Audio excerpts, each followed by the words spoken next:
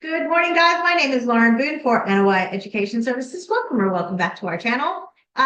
Today we are going to be talking about the 5 most common admin errors and why you should be following up on them.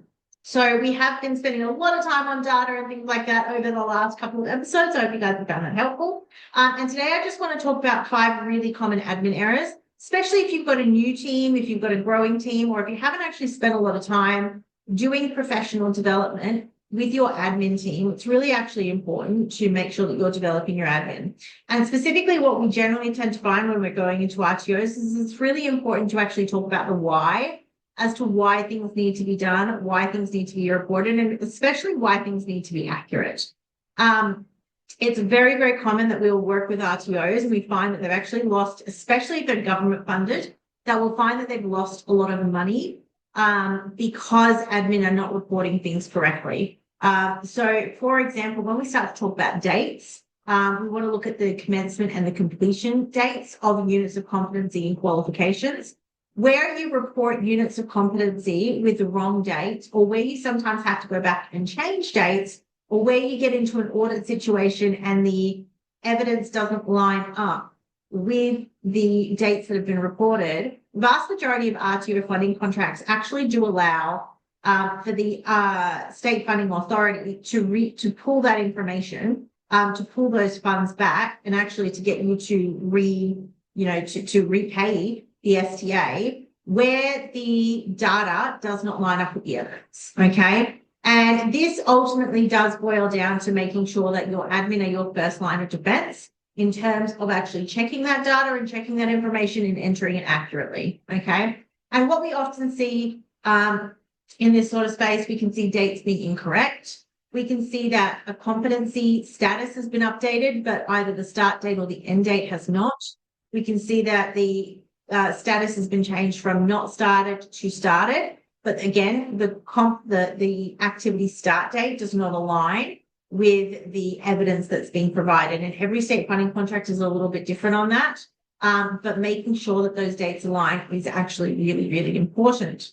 The other thing that can happen in some of those sorts of situations is that we can be reporting durations that are not actually reflective of the training duration. Okay. So when you're opening units, do your admin understand, based on the funding model or based on the delivery model, what evidence actually triggers a commencement? Okay. So, particularly under some state funding models, an online commencement opening the unit might not be sufficient, right? We might need to have a signed attendance record. We might need to have actual evidence of the student engaging in part of the assessment. Again, all of the state funding contracts are a little bit different, so you do need to refer to your state funding contract rules, or you can shoot us through some questions if you want to. But it's really important that admin understand what the evidence trigger is to link to an outcome trigger, okay? So having those things be really nice and clear for both trainers and for your admin is really important, and then making sure that that process is regularly checked on. Certainly we would be recommending before you issue out a qualification at this time of year. So I know that in WA, all of the RTOs at the moment should be in that final check process of double checking that dates are aligning with evidence, particularly for commencement, because in WA, they pay 70% upon commencement and 30% on completion, unlike many of the other state funding contracts where it's either 50-50 or nothing until completion. WA pays quite heavily on commencement. And so therefore that making sure that commencement evidence is correct is really important. The other thing that happens over here in WA is we finalize our data on the 30th of this month. And then you cannot touch your data for the previous year. Okay. And again, different state funding contracts have different rules in and around this, but we really want to be trying to close off and finalize data. Because when it comes to the next round, it can become really, really problematic and it can introduce a lot of errors. So having your admin understand what the dates are and why it's important to get that sort of stuff accurate. We often see stuff where there'll be future date, things will be future dated, with competency where they've chosen 2023 instead of 2024, 2026 instead of 2025. So getting your dates accurate is really, really important. Not populating full AVETMISS. This can be problematic when it comes to this time of year. especially if we're a short course RTO and we're now having to go back and try and get AVETMISS information for students that maybe have completed, a couple of months ago, okay? Trying to get USIs for students a couple of months ago. Now the student's USI has been deactivated, or the student's not answering their phone calls and things like that. It's really important that when we enter an enrollment, we're entering the full enrollment. I always certainly recommend that the enrollment form is scanned in and uploaded so that if any point in time we're missing anything, we can come back. But that also means that we need to be checking the enrollment. So if our if our sales guys, our BDMs, are the people who are responsible for doing enrollment, if they're not completing those forms correctly with the students and admin's accepting them in, it causes this real big problem later on down the track. And trying to chase students after the fact to get things like, dates of birth, USIs, things like that, is really problematic and can often sometimes result in not being able to report the student's data, which is highly problematic as well. And it's just really not fair for students. So really important for admins to be making sure that when you're entering your enrollment, you're entering full enrollment. And again, ideally, we're taking the enrollment form and all of that information and we're uploading that into the system. And validating that USI absolutely as soon as possible, ideally before the course actually starts, okay? The other thing that we want to be looking at, the issue that we find is that if admin are responsible for raising invoices, a lot of admin are not aware of how to go about applying GST, what GST is applicable for and what's not. So for example, your GST might apply to your resource fees, okay, but it's not going to apply to the tuition fees, okay? So depending on how your system's set up, whether or not they're using, Xero, or whether or not they're doing it through the student management system, making sure that admin understand how GST has to be applied, because the amount of times that I'll go through and I'll start looking at an RTO Xero file, and all of a sudden I realize that, guess what? They've been charging GST on tuition fees, or they've not been charging GST on,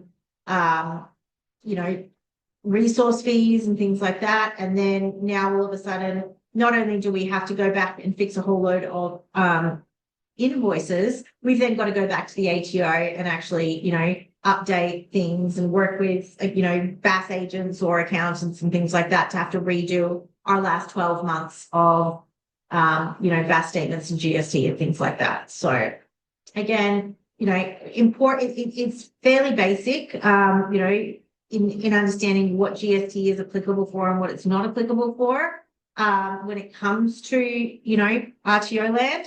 But it is really important to make sure that the people who are raising the invoices understand that your BDM and sales staff understand that, and also that you have set up your finance codes in your student management system to align with your chart of accounts in your Xero file.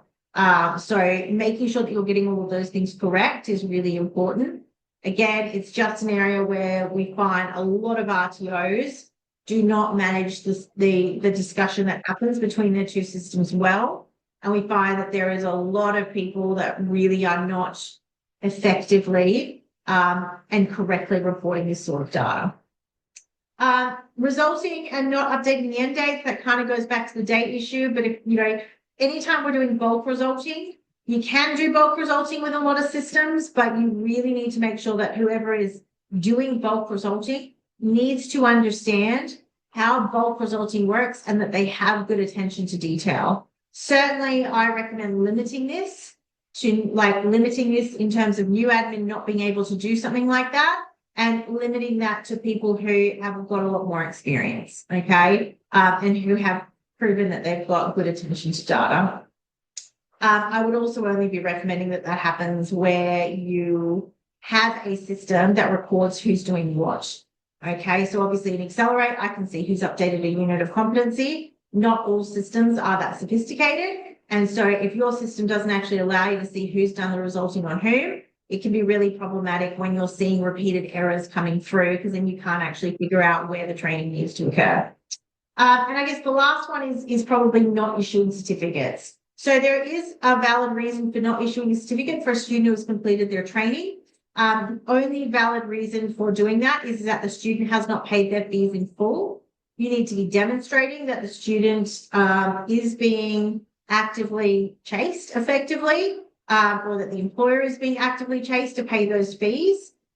We also quite often see that like students will have access to their student management system and admin will issue out the certificate, right? But then they won't send it to the student and then they'll think the student doesn't have access to it. But depending on the student management system that you're dealing with, the student may have had access to it the moment that you created it. So sometimes you need to go through a process of like deactivating the student's access to the system before you issue their certificate. It's again, knowing how, so do admin know how the system works? And do admin understand the reasons behind the policy, the procedure? Do they understand the legislation that sits behind it and why we have to do what we have to do?